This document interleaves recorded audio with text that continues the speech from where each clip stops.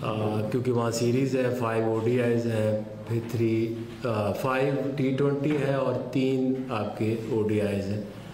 तो उसकी टीमें हमने अनाउंस करनी थी। एक और भी आगा को लेके एक न्यूज़ है।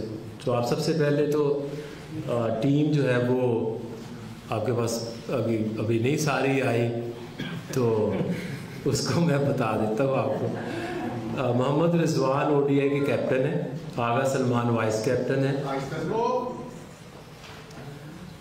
अब्दुल्ला शफीक हैं वापस आए हैं, इब्रार अहमद हैं, आकिफ जावेद हैं, बाबर आजम, फ़हीम अशरफ, इमामुल हक, खुशदिल शाह, मोहम्मद अली, मोहम्मद वसीम जूनियर, मोहम्मद इरफान खान, नसीम शाह, सुफियान मुकीम एंड तैयब ताहिर। ये आपकी ODI की टीम है जी। मोहम्मद रिजवान कैप्टन है, सलमान अली आगा वाइस कैप्टन है, अब्दुल्ला शफीक हैं, इब्रार अहमद हैं, आकिफ जावेद हैं, बाबर आजम हैं, फ़हीम अशरफ, इमामुल हक, खुशदिल शाह, मोहम्मद अली, मोहम्मद वसीम जूनियर, मोहम्मद इरफान खान, नसीम शाह, सुफियान मुकीम, तैयब ताहिर। उसके बाद एक T20 की हमने टीम बनाई है, जिसमें उसका पर्सपेक्टिव ये है कि हमने T20 को एक नई सिमत लेके जाना है। और उस लिहाज से हमने सबसे पहले एक कप्तान का सोचा है कि जो इस T20 क्रिकेट को लीड करे, और जो आजकल की T20 की रिक्वायरमेंट्स हैं, जिस ब्रांड की क्रिकेट खेली जा रही है, उसके मुताबिक हम अपनी टीम को प्रिपेयर करें। क्योंकि आपका 5-6 महीने में एशिया कप है, फिर 8 महीने में आपका T20 वर्ल्ड कप है। तो इसलिए अभी से हम चाहते हैं कि एक ऐसा बंच बनाया जाए जो कि आने वाले एशिया कप और वर्ल्ड कप में पाकिस्तान को एक स्ट्रॉन्ग टीम बनने में मदद दे। तो T20 की टीम आप लोगों के सामने है। सलमान अली आगा कैप्टन है, शादाब खान वाइस कैप्टन है, अब्दुल समद हैं, इब्रार अहमद हैं, हारिस रऊफ़ हैं, हसन नवाज़ हैं, जहांदाद खान, खुशदिल शाह, मोहम्मद अब्बास अफरीदी, मोहम्मद अली, मोहम्मद हारिस विकेट कीपर, मोहम्मद इरफान खान, उमैर बिन यूसुफ, शहीन शाह अफरीदी, सुफियान मुकीम। और इसमें जो विकेट कीपर एक जो आपको सेकंड ऑप्शन रखनी पड़ती है, वो जब T20 की ये उसमें उस्मान खान विकेट कीपर है। एक थोड़ी सी ODI के हवाले से बात करूँगा, क्योंकि पहले आपके 5 T20 हैं, उसके बाद ODI आपके होने हैं। तो one of the wicket keeper will join ODI team from the T20 squad, तो वो भी उसमें 16 हो जाएंगे।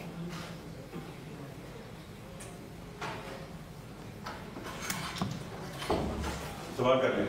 आगा से मैं कहूँगा कि आप अपना एज कैप्टन एक स्टेटमेंट दें। सबसे पहले तो आप सबका थैंक यू, आप लोग आए।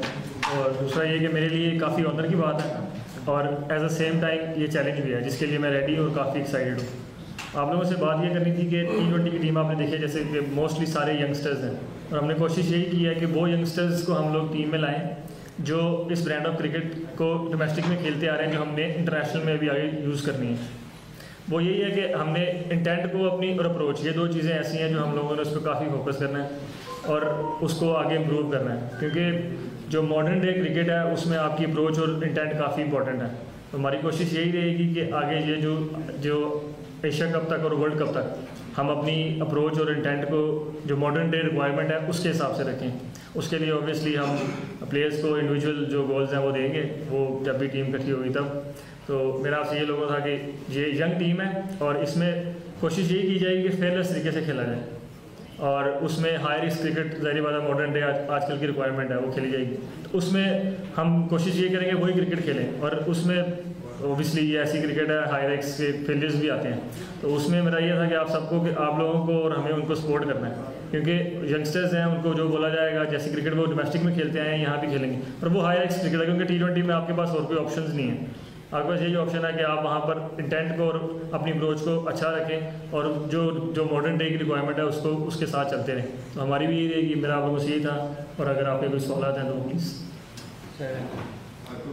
T20 में जो शादाब खान वाइस कैप्टन है, शायद मैं लाइम हूँ, जब लॉर्ड हेलमैन को ड्रॉप किया गया उसके बाद कोई ऐसी परफॉर्मेंस या कोई ऐसी डोमेस्टिक में उनकी है कि जिसकी बुनियाद के ऊपर उन्होंने किया हो जिसका हम लोग को शायद इल्म ना हो? देखिए, जब से हमने सिलेक्शन कमेटी में आए हैं तो जो कुछ चैलेंजेस हैं जो कि ऑब्वियस नज़र आते हैं कि हमारे पास ऑलराउंडर्स की कमी है।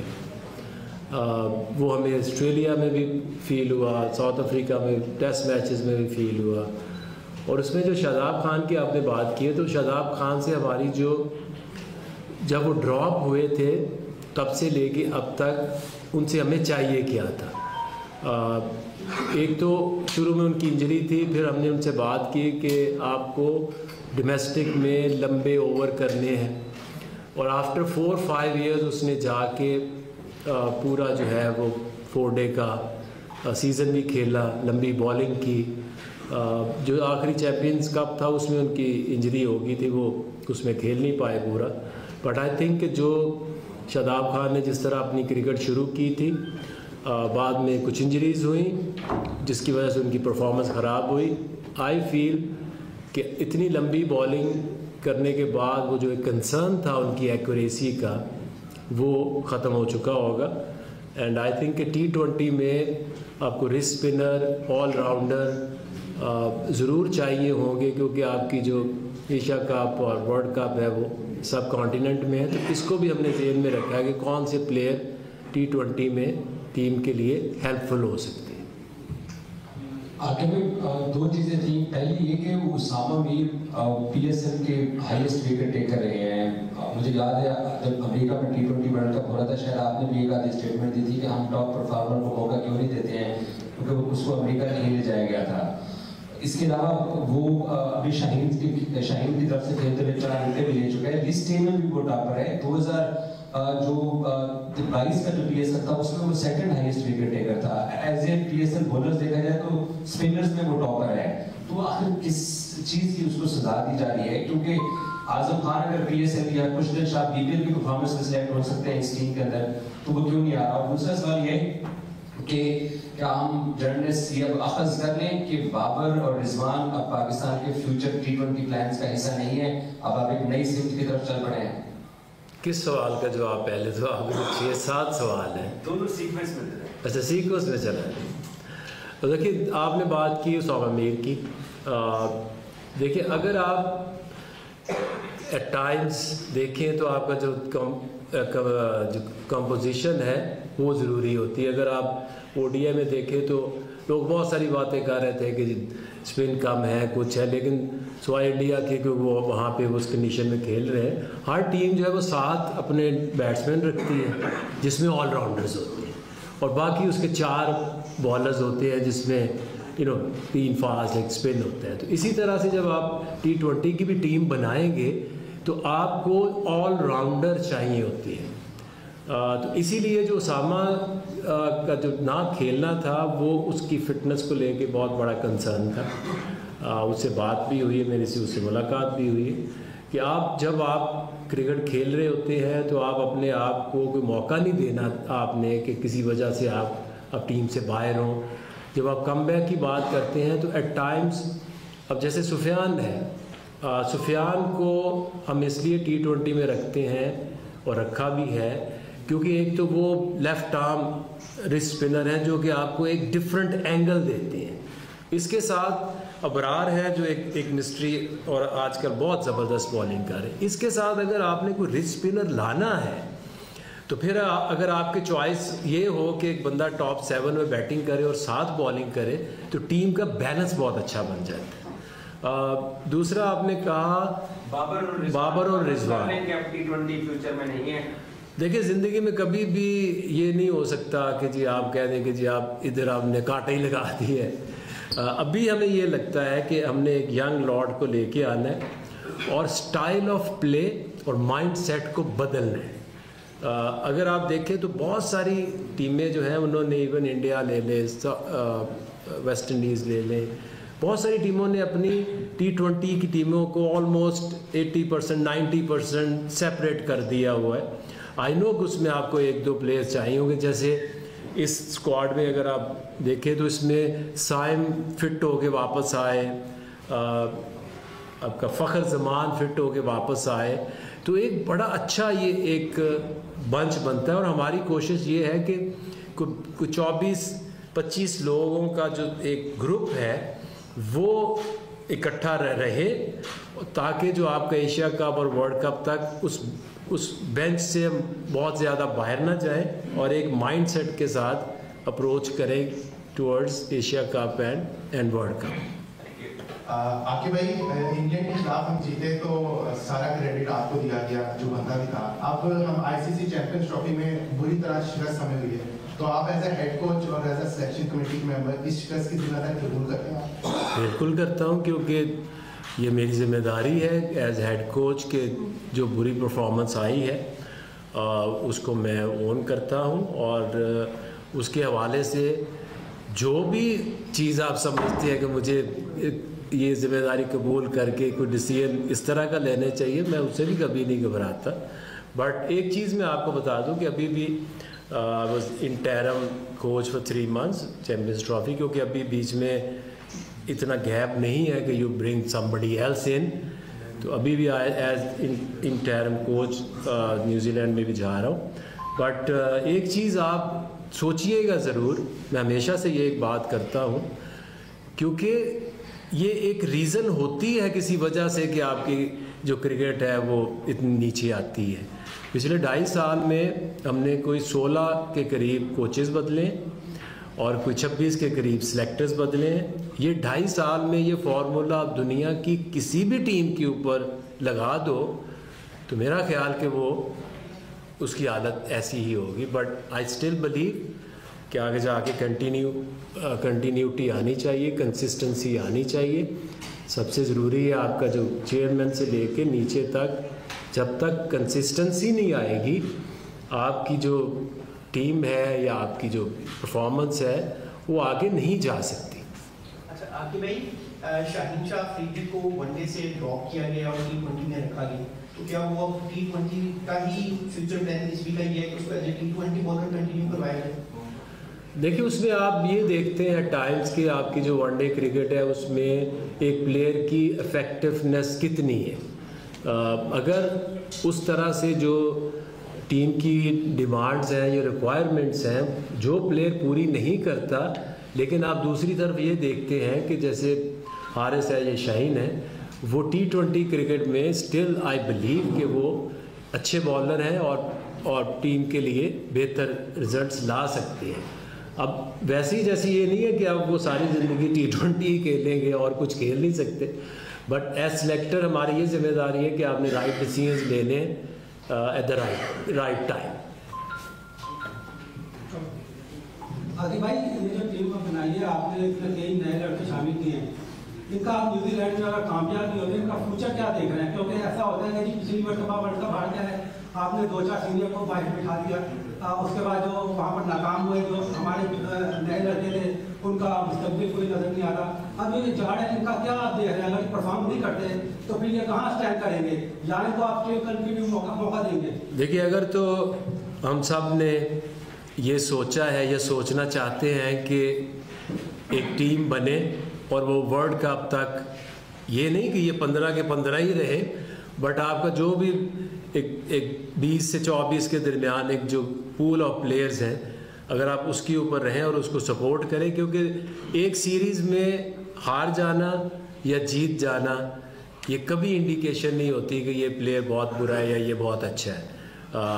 इस टूर्नामेंट में जा रहे हैं एक होप लेके कि ये नए प्लेयर्स हैं, इनको मौका दें। और कभी भी ऐसा नहीं होता कि आप अब 10 नए प्लेयरों को मौका दें और 10 के 10 ही जो है वो अगले 10 साल खेलें। इसी तरह से आपको जब तक आप नए प्लेयर्स को लाएंगे नहीं तो आपको नया टैलेंट कभी मिलता नहीं है। बट वी स्टिल बिलीव कि अब इसमें लेके हमें ज़्यादा डाउट्स नहीं करने, अब इसके ऊपर बिलीव रखना है। दो साइम है, फ़खर है, और भी जो प्लेयर्स हैं अराउंड, वो 3-4 और शामिल हो जाए और इस बंच को आगे लेके चले।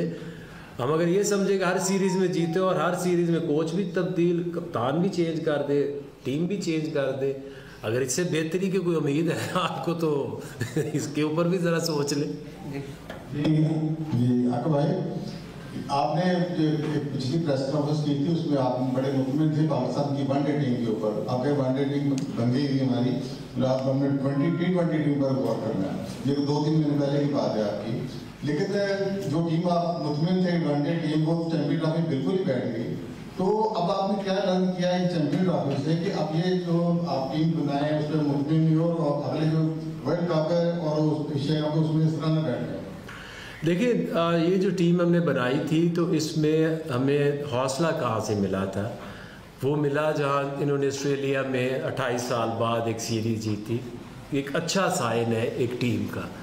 फिर आप साउथ अफ्रीका गए, वहाँ पे उन्होंने एक हिस्ट्री क्रिएट की, फर्स्ट एवर टीम के जिसने हिस्ट्री में पहली दफ़ा 3-0 साउथ अफ्रीका को इन साउथ अफ्रीका हराया। तो ये वो इंडिकेशन है किसी भी टीम को लेके कि जो आपको ये सोच देती है कि आगे टीम अच्छा करेगी और लंबा जाएगी। हम असल में डेफिनेटली आई रिस्पेक्ट के फैंस हैं, एक्सपर्ट्स हैं, फॉर्मर प्लेयर्स हैं। जब इस तरह का इवेंट आता है तो हम एक होप बनाते हैं, जब वो पूरी नहीं होती तो हम बिल्कुल मायूस हो जाते हैं। लेकिन हमारा काम एक अफसोस ज़रूर होता है, लेकिन हमारा काम है उस चीज़ को आगे बढ़ा के आगे चलना। अभी भी आप देखें तो इस टीम ने 3-4 महीने में बहुत अच्छे रिजल्ट्स दिए हैं। ज़्यादा दुख हमें इसलिए हो जाता है कि इंडिया से मैच आता है तो हम उससे हारना नहीं चाहते। डेफिनेटली कोई भी प्लेयर ऐसा नहीं होता कि जो आपने कहा है तो वो 3-4 साल वैसे ही परफॉर्मेंस देगा।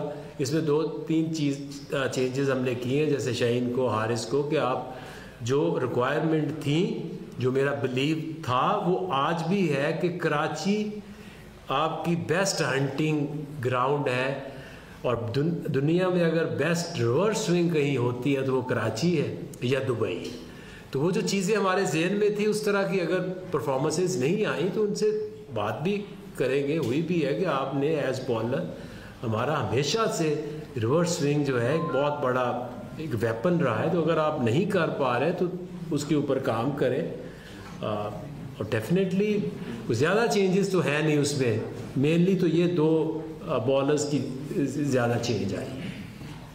आगे भाई, और कलंदर्स में हमने देखा कि जिस तरह आउट ऑफ द गेट जाकर आपने डोमेस्टिक के और यंगस्टर्स थे उनको मौके दिए, इसमें भी पाकिस्तान टीम में भी हम देख रहे हैं कि आप लोग अब यंगस्टर्स को बैक कर रहे हैं, बट न्यूजीलैंड टूर जो है उनके लिए प्रेशराइज नहीं होगा। और दूसरा, सलमान अली अगा को क्या यकीन दिलाया गया है कि 1 या 2 सीरीज के बाद, क्योंकि हमने देखा कि 2 सीरीज के बाद रिजवान को रिमूव किया गया, 1 सीरीज के बाद जो है वो शाहीन को रिमूव किया गया, तो वो इनको यकीन दिलाया गया है कि भाई ऐसे नहीं होगा, आप लॉन्ग टर्म के लिए और आगे वाले वर्ल्ड कप के लिए, क्योंकि जितनी जल्दी मूड चेंज नहीं होता इतनी जल्दी कप्तान चेंज हो जाता है यहाँ पर। देखिए, उसमें जब रिजवान को कैप्टन बनाया था तो आगा को हमने वाइस कैप्टन बनाया था, तो जो आपका वाइस कैप्टन होता है वो ही नेक्स्ट आपका कैप्टन होना चाहिए। जितनी भी हमारी लर्निंग है, आप लोगों की लर्निंग है, जब मैं आया था अभी मेरा ख्याल 4 महीने हुए हैं, कोई भी दुनिया की चीज़ 4 महीने 3 महीने में फिक्स नहीं हो सकती, क्योंकि अगर तो ये सारा काम मैंने अपने हाथों से करना हो, बैटिंग भी मैंने करनी हो, बॉलिंग, फील्डिंग, हर चीज़ करनी हो, तो एक बंदा तो अपने ऊपर ये कह सकता है कि मैं अपना पूरा जोर लगाऊंगा, पूरी कोशिश करूंगा। Unfortunately it's a game. इस गेम में प्लेयर्स खेलते हैं, आप एज सिलेक्टर आपकी चॉइसेस होती हैं, आपकी एक सोच होती है किस तरह के प्लेयर्स हम लेकर आएँ तो अच्छे रिजल्ट्स आएंगे। जैसा आपने कहा कि न्यूजीलैंड जा रहे हैं तो उनके लिए मुश्किल नहीं होगा, देखिए आसान कुछ भी नहीं होता। जो ये पहली दफ़ा खेल रहे हैं अगेंस्ट इंडिया, बाहर से बैठ के बहुत आसान होता है, लेकिन आपके पीछे ज़्यादा मैचेस ना हो, जब आप अंदर जाते हैं उस एटमॉस्फेयर में बहुत ज़्यादा चैलेंजेस होते हैं। अगेंस्ट इंडिया खेलना बहुत मुश्किल है। न्यूजीलैंड में भी आप जाएंगे तो मुश्किल, तो इंटरनेशनल क्रिकेट तो आसान कहीं भी नहीं हो सकती। तो अच्छा है ना, वहाँ जाए, वहाँ से लर्न करें कि उस मुश्किल से जो निकलेगा बड़ा प्लेयर भी तो वही बनता है। लेकिन आई स्टिल बिलीव कि ऐसा कभी आपको रिजल्ट नहीं मिल सकते कि आप 3-3, 4-4 महीने में चेंज करें और एक्सपेरिमेंट करते रहें। आके भाई हमने कामरान गुलाम पे काफ़ी इन्वेस्ट किया है। हम मुसलसल हमारे साथ 1-2 साल से टीम के साथ रहे, लेकिन इन दोनों स्क्वाड्स के अंदर मैं देख रहा हूँ कि वो मिस्ड है। और दूसरा स्पिनर्स की कमी हमेशा आप लोग कहते हैं। साजिद खान ने भी अपनी अवेलेबिलिटी का इजहार किया था कि मैं वाइट बॉल के लिए भी अवेलेबल हूँ अगर सिलेक्शन कमेटी मुझे कंसिडर करती है। तो वो कभी आपके प्लान का हिस्सा नहीं, या वो सिर्फ रेड बॉल तक महदूद कर दिए गए हैं? और साथ में अगर आप ऐड करते हैं कि जैसे आपने कहा इंटरम हेड कोच हैं, क्योंकि न्यूजीलैंड सीरीज में इतना टाइम नहीं था, तो वापसी पे आकिब जावेद को हम हेड कोच ही आगे कंटिन्यू होता हुआ देख रहे हैं, या कि एज ए सिर्फ सिलेक्टर्स काम करना पसंद करेंगे आप? देखिए, आपने बात की कामरान गुलाम की, और एक और नाम आपने मेंशन किया था, साजिद खान स्पिनर। हाँ, कामरान को हम टेस्ट में लेके आए थे इंग्लैंड के अगेंस्ट, जब वो दूसरे टेस्ट में वो खेले थे। He played really well. उसके बाद हमने उनको जिम्बाब्वे लेके गए। जिम्बाब्वे ऐसी सीरीज़ थी कि जिसमें हम बहुत से ज़्यादा हमने यंगस्टर्स को डाला, जिसने परफॉर्म किया उसको हमने आगे। साउथ अफ्रीका कामरान को हमने वनडे में भी डाला, उसने वहाँ भी अच्छा खेला। लेकिन अभी जो हमारी एक फील है कि 50 ओवर में, अभी आप लोगों ने भी देखा होगा, हम भी उसको नोट करते हैं, टेस्ट मैचेस से ज़्यादा 50 ओवर चैलेंजिंग बन गई है। क्योंकि टेस्ट में आप जाते हैं 2 घंटे का सेशन होता है, फिर 40 मिनट की ब्रेक मिल गई, फिर आप 2 घंटे जाते हैं, फिर टी ब्रेक आ गई, फिर 2 घंटे आप खेलते हैं, डे ऑफ। ये जो 3.5 hours, some time 4 hours continuous ground के अंदर रहना, और जो फील्डिंग है हमारी, वो हमारे लिए बहुत बड़ा कंसर्न है। ओवरऑल एंड तक एनर्जी रखना और फील्डिंग की एक बहुत बड़ी वजह है कि जिसकी वजह से हमें कामरान की तरफ देखना पड़ रहा है कि आपको अच्छे अच्छा फील्डर होके ही आप वाइट बॉल क्रिकेट में सरवाइव कर सकते हैं। साजिद देखिए, हर प्लेयर जो उसकी ख्वाहिश होती है कि वो सारे फॉर्मेट खेले। वो टेस्ट मैच में उनको कोई कंसीडर नहीं कर रहा था, इस सिलेक्शन कमेटी ने उनको वापस लाए।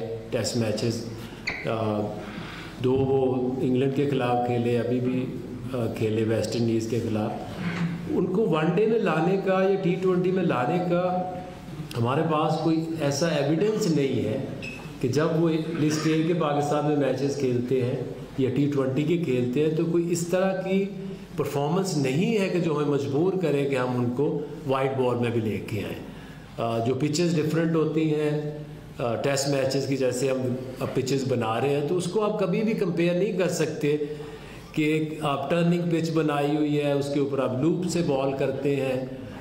वैरायटी उतनी नहीं है जितनी कि आपको वाइट बॉल क्रिकेट में चाहिए, तो इसकी यही रीज़न है। अच्छा, अगर भाई मुझे आपकी बात कर पाते हैं, सबसे पहले सुकून आ जाता है ना कि सब कुछ ठीक है। एक चीज़ तो ये समझ नहीं आती कि जब भी हम नई टीम ग्रूम करते हैं और नया कैप्टन ग्रूम करते हैं, तो एक सीक्वेंस के साथ चलते हैं। सलमान अली T20 के लिए एक अच्छी चॉइस है, अच्छा कैप्टन है, पर हम साथ जो वाइस कैप्टन है, क्या हम वो ग्रूम कर रहे हैं कि हम फ्यूचर में उसको कैप्टन की तरफ लाएंगे? और दूसरा सवाल ये, आप थोड़ा सा बस कहानी को रिवर्स करें 2023 की तरफ एज ए क्रिकेटर, कि हम वर्ल्ड कप से आए, सेम काम हुआ कि हमने टीम के अंदर T20 सेंस में बहुत से नई टीम आई, और फिर जब T20 वर्ल्ड कप आने लगा तो हम वो प्लेयर भी उठा लाए जो सोए हुए थे। ठीक है, तो क्या ये जब एशिया कप आएगा उस वक्त तक हम एक्सपेरिमेंट करेंगे, नए प्लेयर्स को चांस देंगे, जाएंगे, तो फिर जब हमारे पास एशिया कप या वर्ल्ड कप आएगा तो फिर यही काम होगा कि फिर सीनियर प्लेयर्स वापस आ जाएंगे इंजेक्ट होंगे। इस चीज़ को रोकने का तरीका सिर्फ एक है, कंसिस्टेंसी। होता ही है कि आपका वर्ल्ड कप से आए, आपके कोचेस गए, सिलेक्टर गए, बदल जाते हैं, और इस तरह से आपकी जो कंटिन्यूटी है, जैसे आज आप इन प्लेयर्स को बैक कर रहे हैं, तो फिर प्लेयर्स ने भी अपनी रिस्पॉन्सिबिलिटी देनी है कि वो रीज़नेबल अच्छी परफॉर्मेंस है और हमें ये इंडिकेट करें कि जी हम ये वो लोग हैं, ये वो बंच है जो एशिया कप या वर्ल्ड कप में जाना चाहिए। लेकिन ये ऐसा नहीं होगा कि अगर ये जो टीम है अगर आप ये बेहतर कर रही है तो हमें कि हम उस जिस तरह आपने सोए हुए लोगों को वापस ले हैं। शादाब खान की आपको जो वजह है वो इसलिए कि एक तो उसका एक्सपीरियंस एज कैप्टन T20 में अच्छा है और उसका जो माइंडसेट है वो भी सिमिलर है कि हम एग्रेसिव क्रिकेट खेलने के लिए। तो उसकी रीज़न अभी एक इज़ अ यंग मैन, अभी नया कैप्टन बना है, तो उसके नीचे अब हम अभी से वो कहे कि ये ग्रूम हम एक दूसरे को करेंगे। हमने एक दूसरा एक कंपेटिटिव वाइस कैप्टन बनाया है कि जो कप्तान को, क्योंकि माइंडसेट एक जैसा है कि जो वो सोचता है जिस तरह से आगा ने इस टीम को लीड करना है, तो आपका एक कम्बिनेशन अच्छा बनता है। ये नहीं हो सकता कि एक एग्रेसिव सोचता है उसका वाइस कैप्टन आप बना दें जो कहता है कि ध्यान से खेले, तो वो उस तरह से फिर जो कम्बिनेशन है वो चल नहीं पाता। सबसे पहले तो थैंक यू सो मच। पहली दफ़ा इतने अरसे बाद आप स्क्वाड का अनाउंसमेंट कर रहे हैं प्रेस कॉन्फ्रेंस के थ्रू। मेरा सवाल ये है कि आप हुसैन तलत को क्यों नहीं स्क्वाड में शामिल किया T20, क्योंकि वो चैंपियंस T20 के बेस्ट स्कोरर भी हैं। तो उस्मान खान किस बेस पे हमारे स्क्वाड में अभी भी शामिल है? अभी चैंपियंस ट्रॉफी में भी हमने तो कैरी नहीं किया, साथ मैचेस नहीं खिलाए, तो वो किस बेस पे, किस परफॉर्मेंस की वजह से भी टीम में शामिल है? देखिए उनकी परफॉर्मेंस देखें तो जो लिस्ट ए है उसमें टॉप परफॉर्मर है, उसके जैसे ना किसी की एवरेज है ना उतने मैचों में किसी ने रन किए, तो उसकी लिस्ट ए की परफॉर्मेंस तो आउटस्टैंडिंग है, अभी आप उसको देख भी लें। दूसरा जो उसकी T20 क्रिकेट है तो उसमें भी उसने PSL में भी वो ग्लिम्पसेस दिखाए हैं, वो मैच विनर है। उसकी जाने की एक वजह जो होती है ना, मुझे उस पर परेशानी भी है, क्योंकि ये जब से कंकशन रूल आया है आपके पास सेकंड विकेट कीपर स्क्वाड में रखना आपके लिए लाजमी है।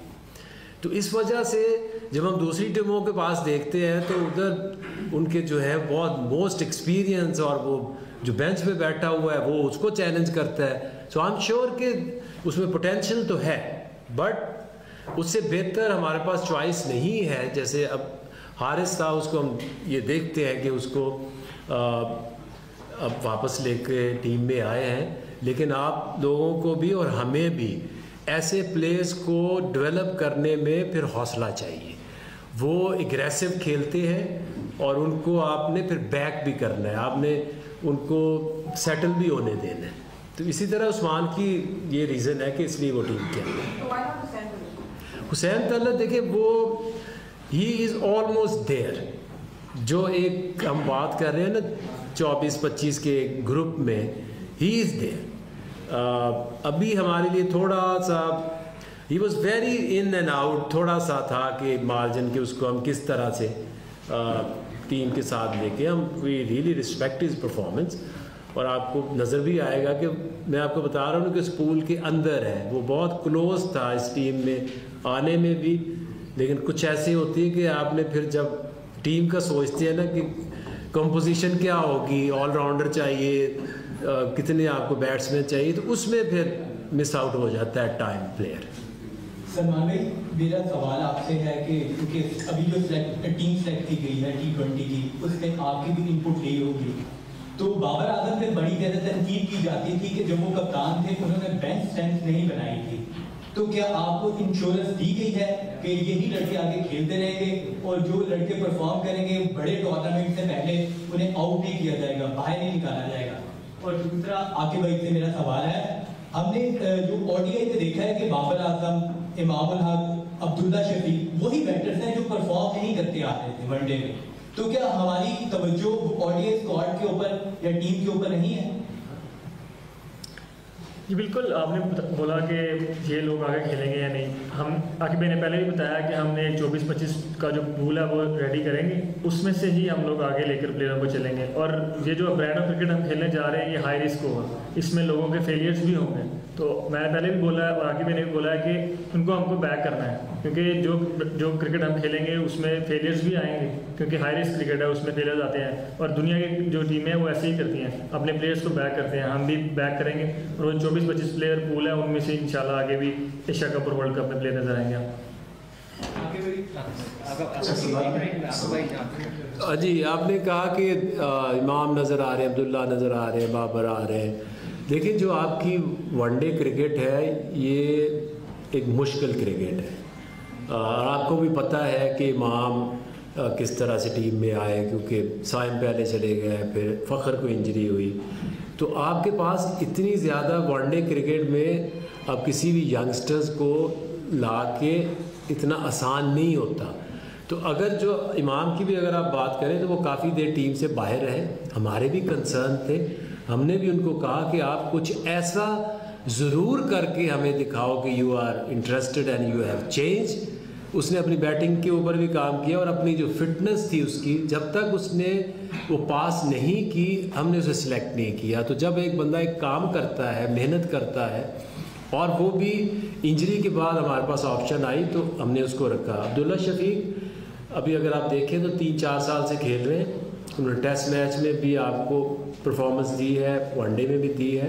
एक बैड पैच चल रहा था साउथ अफ्रीका में, उनको रेस्ट दिया कि आप एट टाइम्स, आपको आइडिया नहीं है जब आप टूर्स कर रहे होते हैं तो एट टाइम ये नहीं कि हर वक्त आपकी टेक्निक ही ख़राब होती है, मेंटली आप कहीं फंस जाते हैं। उनको रेस्ट दिया, डोमेस्टिक में खेले, 100 भी किया। सो आई स्टिल बिलीव कि एक 22 मैचेस उसके हुए हैं, इज़ ए यंग मैन, तो हर तरह का उसमें पोटेंशियल है। तो बैक हम किसी को करेंगे तो वो प्लेयर बनेगा। अच्छा, सलमान भाई, मेरा सवाल आपसे यह है कि अब आपको क्रिकेट टीम का कप्तान बनाया गया, इससे पहले भी कप्तान चेंज हुए, बाबर आजम आए, शहीन शाह अफरीदी आए, फिर मोहम्मद अजमान। तो आप पर कोई प्रेशर तो नहीं हो रहा है, रिजल्ट ना दिखा सके तो फिर कोई सूरत हाल का आपको सामना करना पड़ सकता है? मेंटली तौर पर क्या आप इस प्रेशर को कैसे लेंगे? और दूसरा सवाल मेरा आकिब भाई से है कि आईसीसी चैंपियंस ट्रॉफी में हम हार गए, इसका कंक्लूजन क्या निकाला गया है? अब नई टीम बना दी, क्या आप इसको जिम्मेदार कप्तान को समझते हैं, मोहम्मद अजमान को, वो अच्छा लड़ा नहीं सके, या सिलेक्शन के अंदर भी गड़बड़ थी जिसकी वजह से हम आईसीसी चैंपियंस ट्रॉफी में पूरी तरह हारे? देखिए, मैं आखिर मैंने बोला, मैं भी आपको ये बोलता हूँ कि हमारा गोल जो है एशिया कप और वर्ल्ड कप है। जब आपका गोल ये वाला होता है फिर आप ये चीज़ें नहीं सोचते कि सीरीज़ में क्या होगा, नेक्स्ट सीरीज़ में क्या होगा। तो मैं इस बारे में बिल्कुल भी नहीं सोच रहा। मुझे ये है कि मैंने टीम को कैसे खिलाना है, और वो जो अप्रोच और इंटेंट में बात कर रहा हूँ वो कैसे मैंने टीम में टच करनी है। तो मैं इस बारे में सोच रहा हूँ क्योंकि मेरा गोल एशिया कप और वर्ल्ड कप है, और सीरीज़ें जो भी हैं वो साथ हमारे लिए जारी बात है, उनकी तैयारी के लिए यूज़ होंगी एशिया कप और वर्ल्ड कप की। तो गोल वही है। तो फिर जब ये चीज़ें आप सोचते हैं तो फिर छोटी छोटी चीज़ें आप सोचते नहीं। आपने यही पूछा ना कि जो ख़राब कारकर्दगी है चैंपियंस ट्रॉफी की, और ट्राई सीरीज़ को भी उसमें मैं जोड़ता हूँ, क्योंकि साउथ अफ्रीका से वहाँ भी 3 मैच जीते, यहाँ भी आए, यहाँ भी जीते। तो फ्रेंकली स्पीकिंग एक बात मैं इसको मानता हूँ कि जिस तरह से न्यूजीलैंड की ये टीम का कॉम्बिनेशन बना हुआ है वो एक स्ट्रॉन्ग टीम है, और उन्होंने ट्राई नेशन में भी हमें बताया, फील्डिंग में, बॉलिंग में, बैटिंग में well equipped team, strong team, जिसने आके पाकिस्तानी टीम को चैलेंज किया और हराया। और उसके बाद इंडिया के साथ हम खेले। नो डाउट कि हमारे इमोशंस हाई होते हैं, और इस टीम में एबिलिटी थी कि उसको हरा सकती थी, बट उसके बाद जिम्मेदारी किसने लेनी है? ये सारी टीम हारती है तो टीम हारती है, जीतती है तो टीम जीतती है। हमारी लर्निंग उसमें क्या है कि जिन प्लेयर से आप जो एक्सपेक्टेशंस कर रहे थे, जो मैंने पहले भी एक्सप्लेन किया कि अगेंस्ट इंडिया जो हमारी फास्ट बॉलिंग है उसमें रिवर्स स्विंग, उसी तरह हमने हमेशा उनको हराया। बॉलिंग से प्रेशर डालते हैं, विकेटें लेते हैं। तो इसीलिए जो मैसेजेस भी हमने दिए हैं कि आप जो फास्ट बॉलर्स हैं, कि अगर पाकिस्तान में, कराची में, इन कंडीशंस में अगर आपने पाकिस्तान को जिताना है तो फिर आपकी जो बॉलिंग है उसके अंदर वो वैरायटी और वो वाली रिवर्स स्विंग या चीज़ें आपको ऐड करनी पड़ेगी।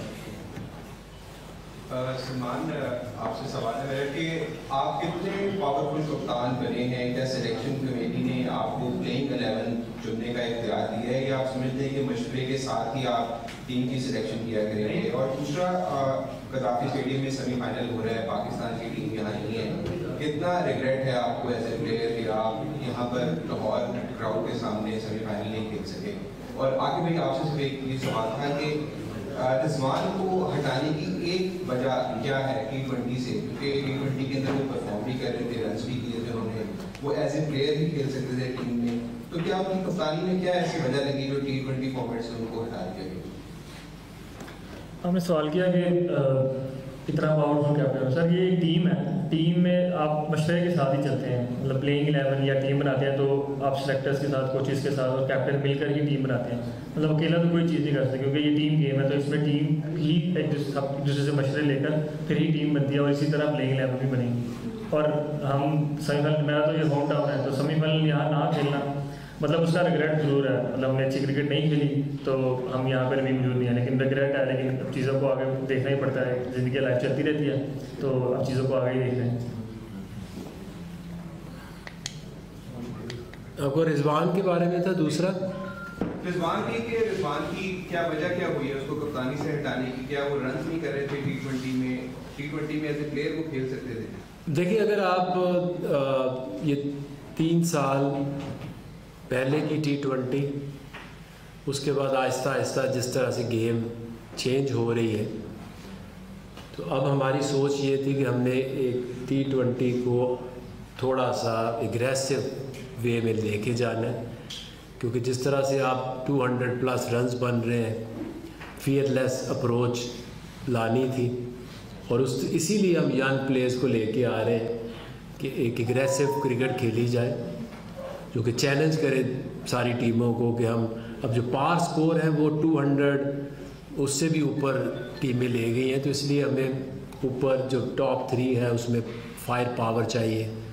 जो 6 ओवर का एक सर्कल होता है उसका मकसद ये होता है कि उसके ऊपर से इट्टे मारनी चाहिए, क्योंकि अगर आप हाई रिस्क शॉट नहीं खेलेंगे, दायरे के ऊपर से नहीं मारेंगे, तो सारे फील्डर तो इनसाइड होते हैं, तो इसलिए टॉप 3 में एक फायर पावर चाहिए। इसलिए ये एक डिसीजन है कि हमने एक एग्रेसिव क्रिकेट खेलनी है, और T20 की जो आजकल डिमांड है वो शुरू से लेके उसका इम्पैक्ट ही ऐसा होना चाहिए कि जो प्रेशर डाल सके। लास्ट क्वेश्चन अके भाई, आपने बात की अभी कि हमारे बॉलर रिवर्स नहीं कर पा रहे, तो जैसे बाबर आजम है या रिजवान, जितने बैट्समैन उनकी फॉर्म का मसला आ रहा था। हमने देखा है आप लोग जब थे टीम से अगर ड्रॉप होते तो जाके first class cricket, domestic cricket खेलते थे।